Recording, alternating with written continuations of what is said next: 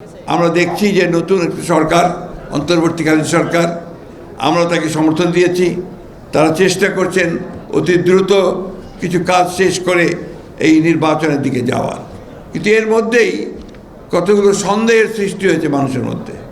সেই সন্দেহটা হচ্ছে যে আদৌ নির্বাচনটা এরা আন্তরিক কিনা। কারণ আছে এই সন্দেহ সৃষ্টি হওয়ার।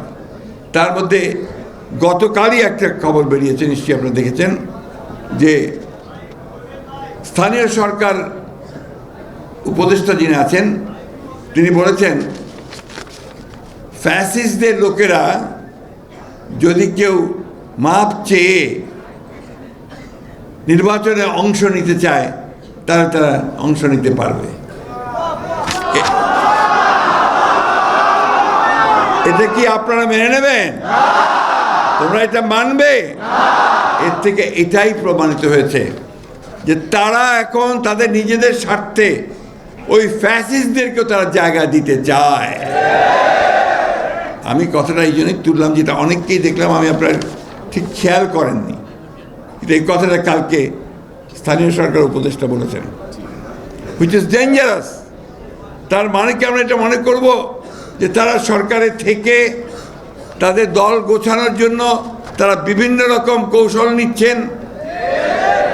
সেই কৌশল নিলে তো আমরা তা হতে দেব না, এই দেশের মানুষ তা হতে দেবে না। আমরা সেই যে খুব পরিষ্কার করেই বলছি, অবশ্যই নতুন যে কোনো রাজনৈতিক দলকে আমরা স্বাগত জানাবো। ছাত্র সংগঠন ইতিমধ্যে করেছেন, আমরা স্বাগত জানাচ্ছি। যখনই দল তৈরি করবেন স্বাগত জানাবো।